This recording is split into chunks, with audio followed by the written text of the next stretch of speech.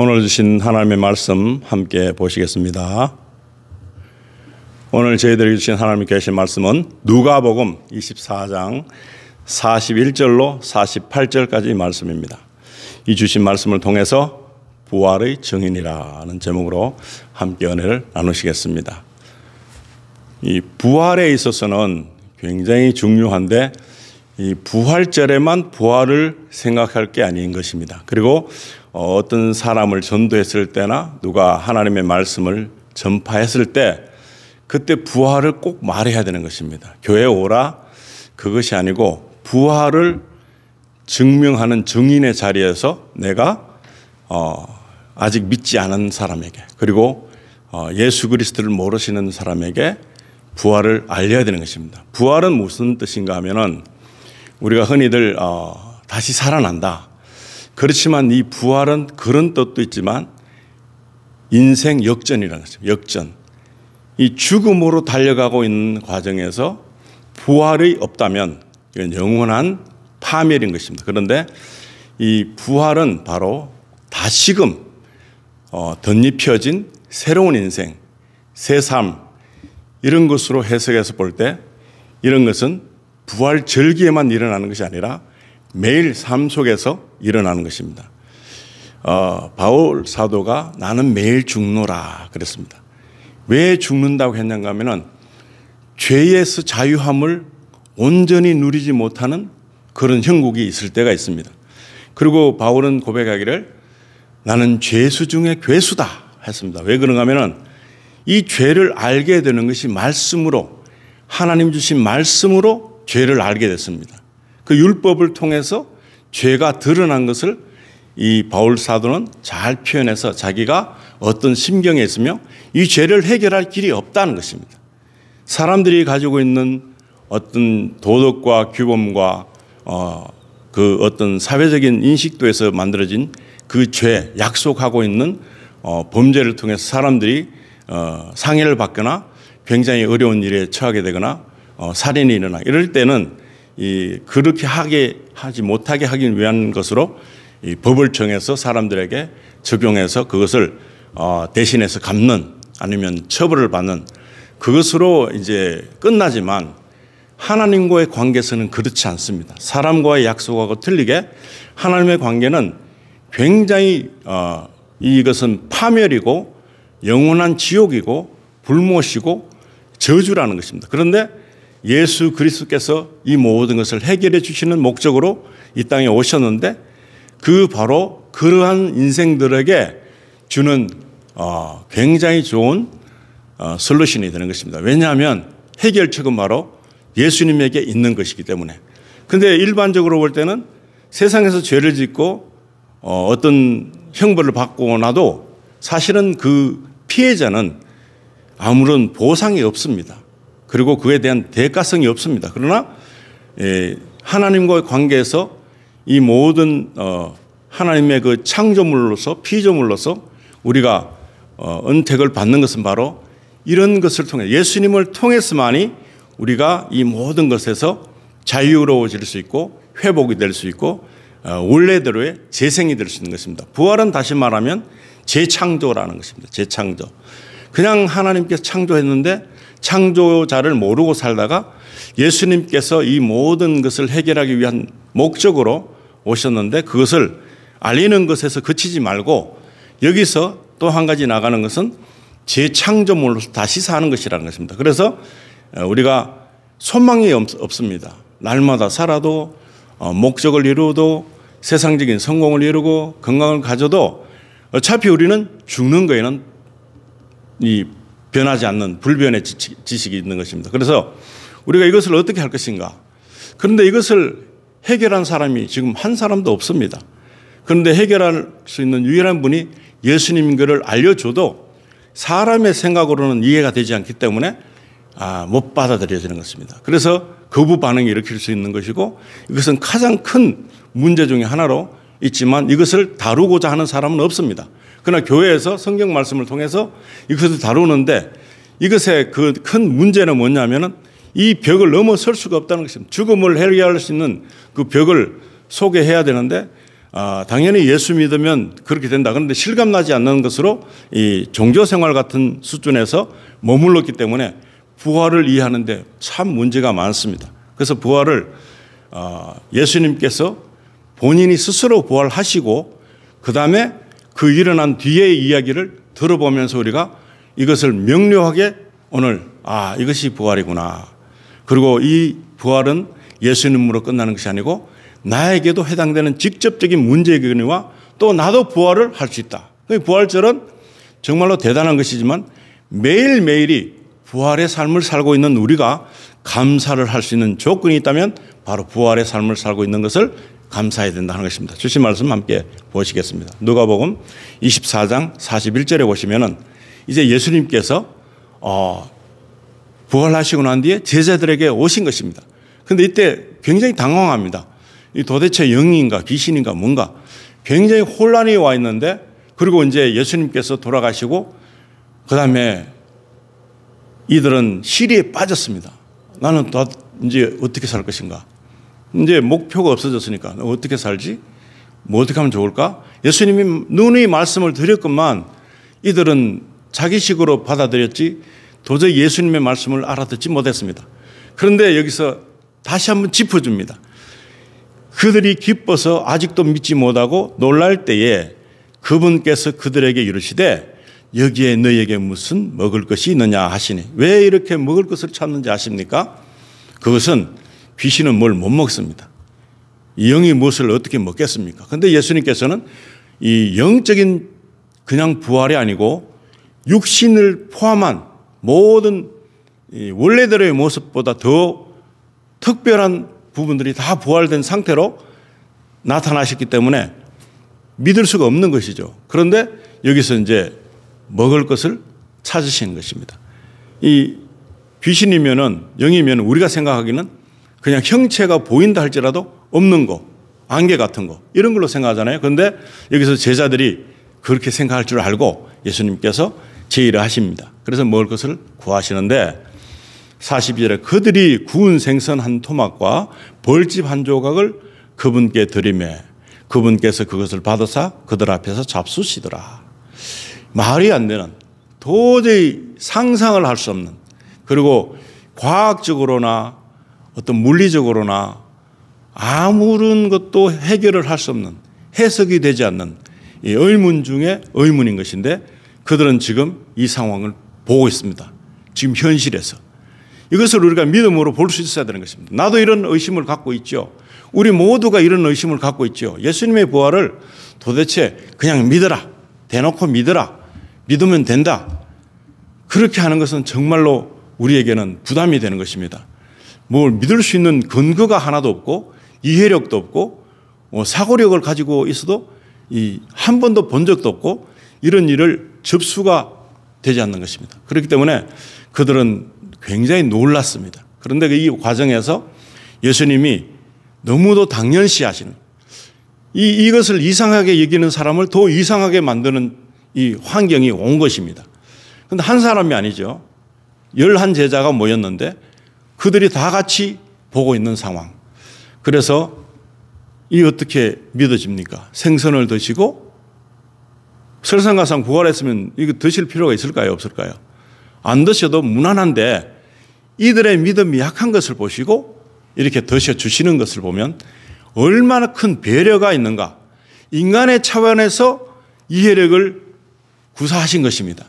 그래서 우리가 볼 땐 예수님은 굉장히 징벌을 가하시고 굉장히 논리적이시고 굉장히 어떻게 보면 판사보다 더 무서운 저지먼트를 갖고 계시고 그런 걸로 생각하는 사람이 많습니다.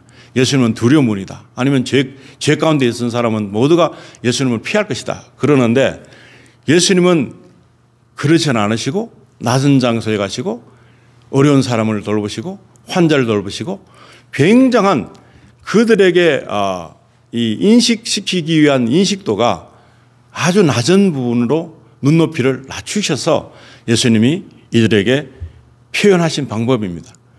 우리가 만약에 거꾸로 생각하시면 예수님은 이것 말고도 얼마든지 다른 것으로도 판독하실 수 있고 나는 부활했고 성체고 나는 정말 하늘에서 내려준 그 구세주라는 것을 얼마든지 표현할 수 있는데 아주 무지하고 무식해도 다 알아볼 수 있는 그 방법을 선택하셨다는 것이 우리에게는 은혜가 된다는 것입니다.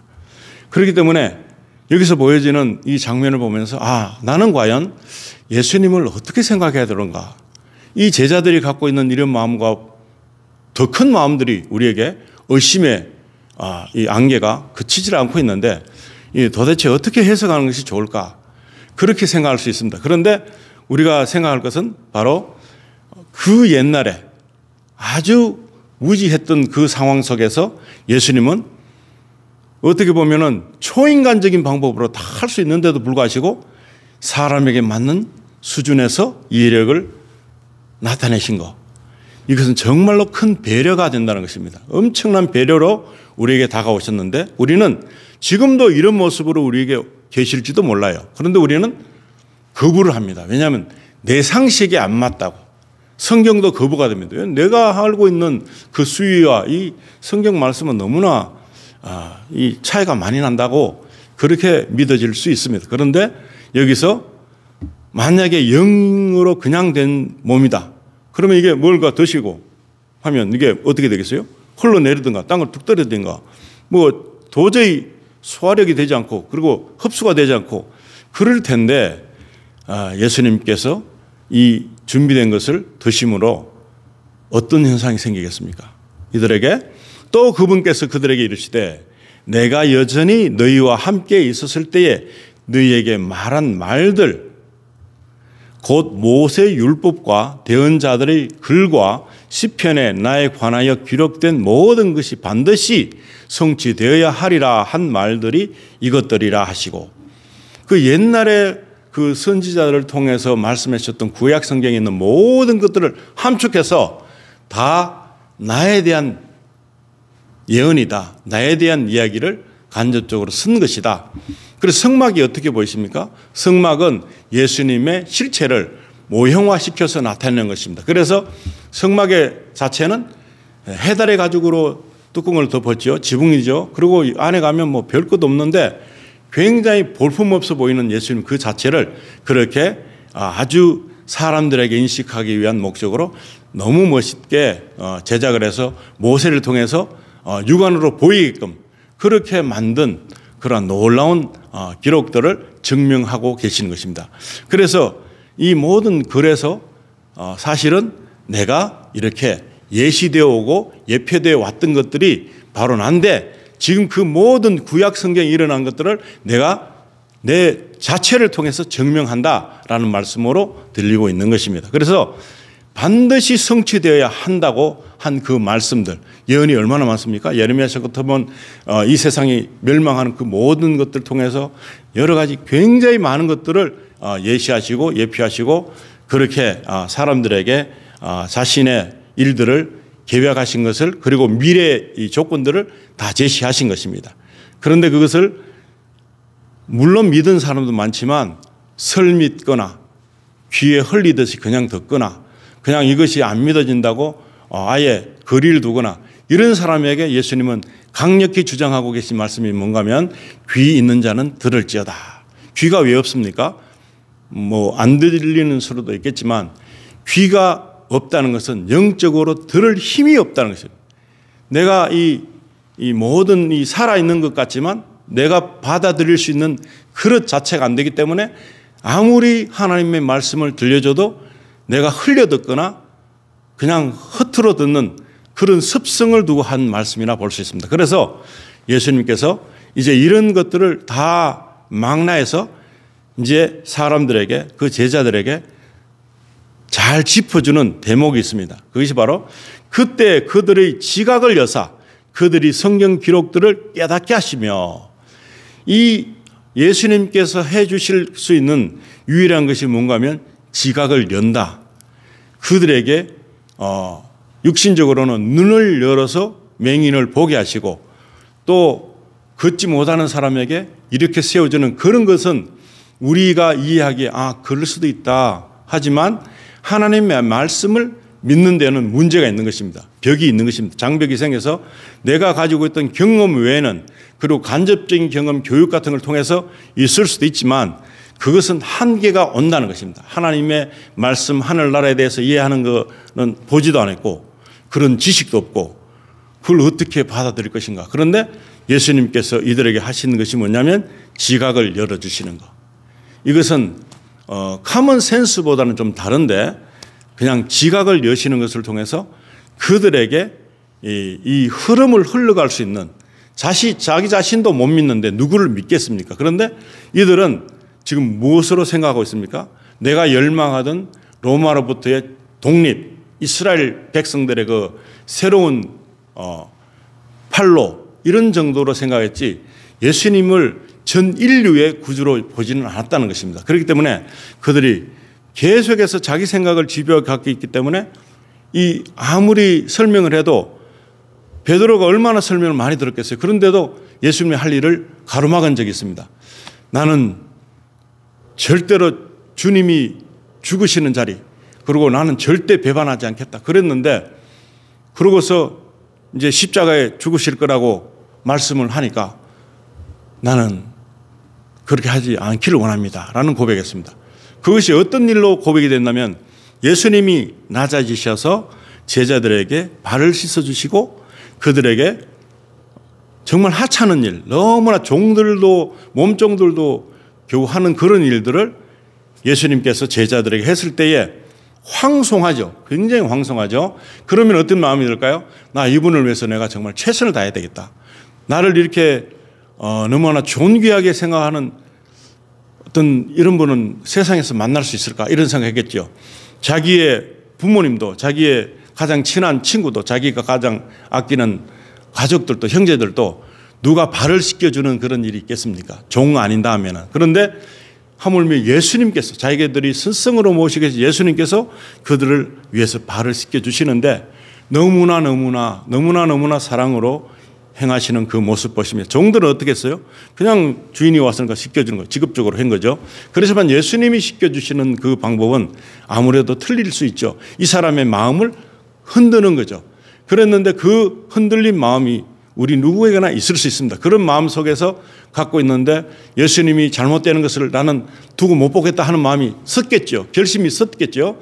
그런 단계에서 예수님이 나는 이제 십자가에 죽을 것이고 3일을 부활한, 이게 부활은 들리지도 않고 죽는다는 거에 집요하게 됐습니다. 그래서 베드로는 그렇게 하실 수 없습니다. 하니까 예수님께서 하신 말이 사탄아 물러가라 그랬습니다. 왜냐하면 예수님이 하시는 일은 하나님이 주신 사명을 가지고 하시는 일이지 예수님도 자기 스스로 하질 않았습니다.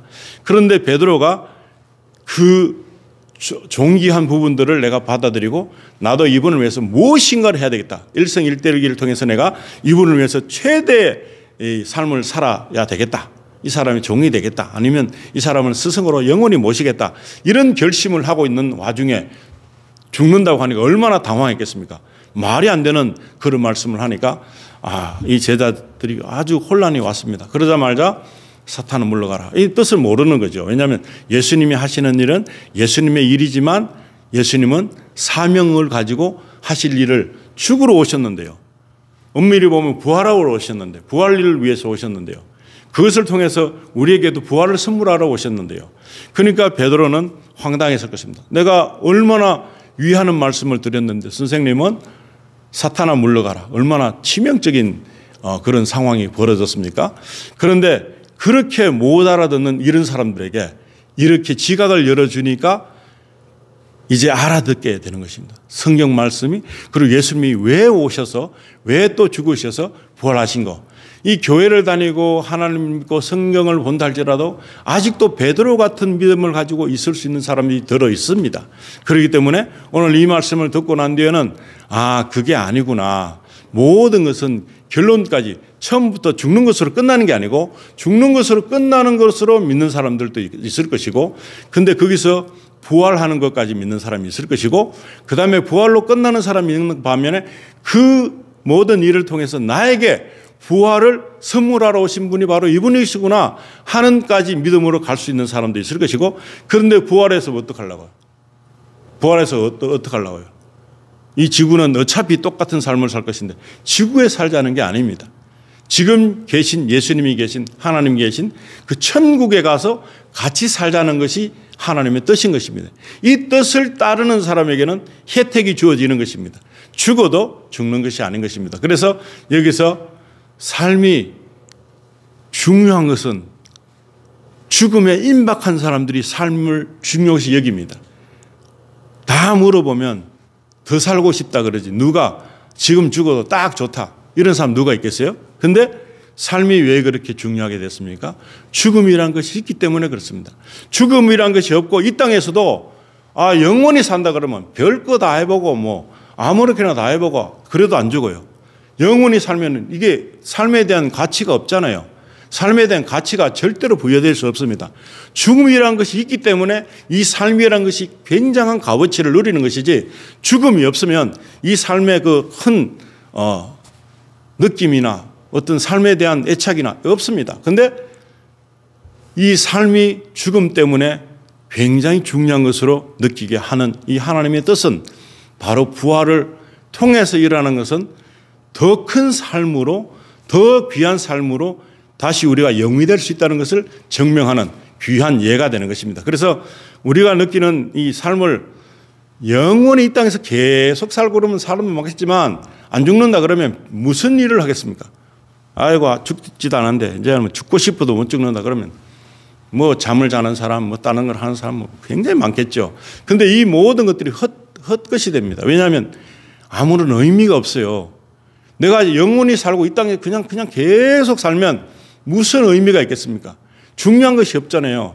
뭐 얼마나 가졌던 뭐 다 소용없는 것입니다. 그런데 이제 죽음이 있음으로 인해서 이 삶은 아끼려도 아낄 수도 없지만 찰지게 살고 싶은 마음이 생기죠. 의미 있게 살고 싶은 마음이 생기죠. 목적의식이 있는 것으로 삶이 될 수 있죠. 그런데 더 큰 삶을 될 수 있는 것은 예수 그리스도 때문에 우리가 부활의 삶에 동참하는 것. 이것을 알게 되면 이 삶 자체도 중요하지만 죽음도 너무 중요한 것입니다. 죽음이 없으면 부활을 맛볼 수가 없습니다. 이 죽음이 엄청나게 중요한데 예수 그리스도를 모르는 사람은 어떨까요? 죽음은 두렵습니다. 너무 겁나는 것입니다. 아주 막 치명적인 것입니다. 그러나 우리 예수를 믿는 사람은 죽음은 또 하나의 문이지 죽는 것이 아닙니다. 그래서 예수님께서 하신 말씀이 죽은 사람이라고 말씀한 적이 없습니다. 잔다 그랬습니다. 자고 있는 자를. 예수님 한 번도 죽은 자라고 말을 하지 않습니다. 어떤 때라도 죽었다고 말하지 않습니다. 그가 잔다 그랬습니다. 자고 있다는 것입니다. 죽었는데. 그런데 죽었다고 표현하지 않고 잔다고 말했습니다. 오늘 우리도 이 말씀을 들으면서 우리는 죽는 것에 대한 두려움이 이제는 사라질 수 있겠구나. 왜냐하면 자는 것이고 제2의 관문을 통해서 우리는 영원한 생명을 얻기 때문에. 그런데 예수님을 영입하지 못하고 거부하게 되는 사람들, 자이든 타이든 상관없이 그런 사람들은 어떨까요? 그런데 그런 사람들은 굉장히 불행한 것이죠. 그렇지만 어린 아이들, 태아 속에서 죽은 아이들이 있습니다. 그런 아이들은 그러면 예수를 시인하지도 못하고 이런 때 어떻게 하면 좋을까 하고서 우리가 걱정하잖아요. 우리가 타인을 걱정할 것은 많습니다. 그러나 생명체가 태어나지 않는 상태에 있는 모든 아이들은 하나님의 소관에 달려있기 때문에 아무런 문제가 없습니다. 그리고 우리가 죽으면은 바로 우리의 영은 빠져나갑니다. 혼과 육은 죽지만 그래도 우리 영이 하나님 거로 불림을 받아서 가게 되고 그것이 예수님 오셔서 부활되는 순간에 다시 다른 성체로 이루어진다는 것을 알아야 됩니다. 그렇기 때문에 예수님께서는 본래 예수님의 몸을 그냥 사용하신 것이죠. 우리는 아무도 모릅니다. 우리의 어떤 젊음 시간이나 우리의 어떤 얼굴의 변화가 있을 때 우리가 다시 부활의 동참에 될지는 알지 모르지만 그래도 부활은 확실히 되고 확연하게 된다는 사실을 믿어야 되는 것입니다. 그래서 여기서 지각을 열었기 때문에 그들이 깨달을 수 있는 단계가 된 것이고 그 다음에 또 그들에게 이르시되 이같이 기록되었은즉 이같이 그리스도가 고난을 받고 셋째 날 죽은 자들로부터 일어나는 것이 마땅하며 이것은 당연하다. 우리가 예수 믿게 되면 우리의 죽음은 어떨까요? 당연하다. 당연한데 이것이 슬픈 것이 아닌 것입니다. 육신적으로 떨어지는 어떤 환경적인 것은 슬픈 것입니다. 우리는 정말 아깝다, 안타깝다. 이제 더 이상 엄마를 볼 수 없고 볼 수 없구나, 아버지를 볼 수 없구나. 그런 위치에 있지만 근데 여기서 우리는 담대해야 되는 것입니다. 하나님의 뜻에 굴복해야 되는 것입니다. 하나님의 뜻이기 때문에 그렇습니다. 그리고 우리가 죄의 대가를 통해서 오는 그런 죽음이기 때문에 흙으로 돌아가는 것뿐이지 우리는 영원히 사는, 믿는 사람이든 안 믿는 사람 상관없이 영원히 사는 것은 똑같습니다. 그래서 47절은 또 회개와 죄들의 사면이 그의 이름으로 예루살렘에서 시작하여 모든 민족들 가운데 선포되어야 하리니. 이제 이거를 제자들에게 사명을 주신 것이죠. 우리가 이 자리에 있어서도 똑같이 이 사명을 받게 될 것입니다. 회개와 죄들의 사면이 그의 이름으로 예루살렘에서 시작하여 모든 민족들 가운데 선포되어야 한다. 그렇게 말합니다. 그래서 이렇게 선포시키기 위한 목적으로 우리를 사용하는구나. 많은 사람들은 자신의 입지나 위치를 몰라요. 회사에서 직분이나 내가 가지고 있는 어떤 하는 사업 중에서 사장이나 그런 수준의 직분이 아니고 여기는 회개와 죄들의 사면이 그의 이름으로 예루살렘에서 시작하여 모든 민족들 가운데 선포되어 모든 민족들이 우리 소관 안에 들어있다는 것입니다. 하나님의 소관 안에 들어있는 그 백성들, 하나님의 백성들, 그리고 예루살렘에서 시작하여 모든 민족들이니까 결국에는 모든 인류를 뜻하는 것인데 이 인류에게 선포해야 되는 사명을 우리에게 부여하신 것입니다. 제자들에게 부여했듯이 똑같이 회개할 수 있는 것이고 죄들의 사면이 이루어지는 것을 우리가 권면하고 선포하는 것입니다. 그래서 너희는 이 일들의 증인이라. 아멘.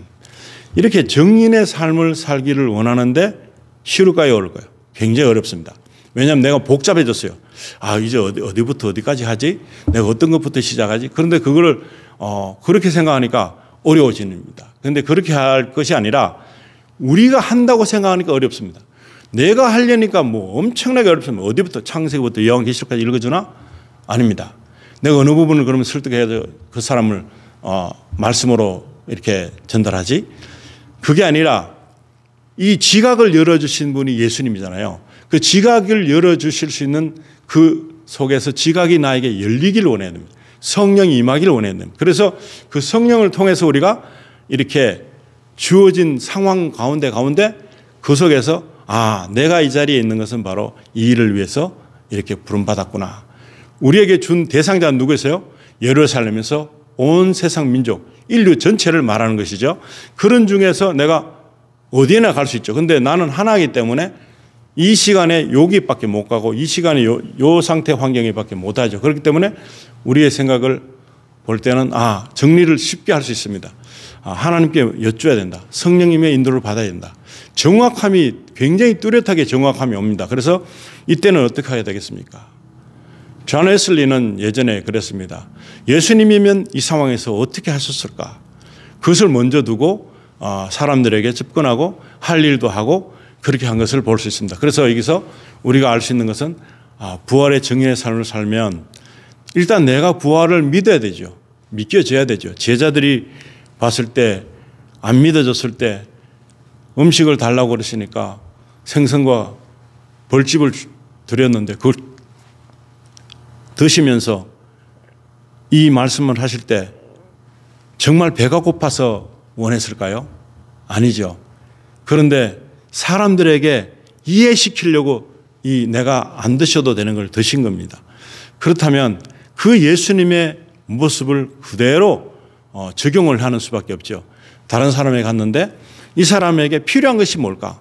이 사람에게는 물론 돈이 필요하고 무슨 명예가 필요하고 그걸 줄 수 있는 게 아니라 내가 이 사람에게 하나님의 그 살아계신 실존하시는 현존하시는 하나님을 전달하기 위해서는 예수님이 드실 필요도 없는데 그 음식을 드시고 부활하신 성체였는데도 불구하고 그렇게 하셨는데 어떻게 보면 부당한 일입니다. 이 사람이 봐야 될 나에게서의 정말 안 되는 부당함을 보여줄 수 있는 것은 무엇일까라는 것을 먼저 질문해야 되는 것입니다. 그래서 그에게 맞는 방법을 선택하도록 우리가 하나님께 구해야 된다는 것입니다. 이것이 처음에는 어렵겠죠. 자주자주 연습하다 보면 이것이 습관이 되죠. 이 내가 가진 규칙이 이제 습관이 될 때까지는 힘듭니다. 습관이 되면 제자의 삶을 살 수 있는 것입니다. 습관이 되지 않으면은 그 나에게는 언제나 규칙이고, 이거 해야 돼, 이거 해야 돼, 꼭 해야 돼. 안 하면 막 스트레스 받고 이러잖아요. 근데 그게 아니라 내가 이 규칙을 가지고서 습관화될 때까지 계속 그 규칙을 적용하다 보면 어느 날 습관이 돼서 이것이 자연스럽게, 너무 쉽게, 처음에는 오래 걸리지만 지금은 굉장히 빠른 시간 내에 쉽게 접근해서 사람들에게 유익함을 줄 수 있고, 그 다음에 나의 믿음은 갈수록 더 분량이 커지게 되고 확고한 믿음으로 성장하는 그런 귀한 사람이 될 수 있습니다. 나에게 이 말씀이, 오늘 말씀이 주어진 것은 나에게도 부활이 이루어지는 것을 허락하는 예수님의 그 모습을 만나는 장면이 바로 제자들인데, 이 말씀을 보고서 우리도 부활에 동참하는 사람이다, 그리고 부활의 증인이다 라는 것을 믿으면 이만큼 더 큰 축복은 없을 줄 믿습니다. 매일 동일하게 이런 놀라운 축복이 저와 여러분에게 이루어지시기를 축원합니다. 기도하시겠습니다.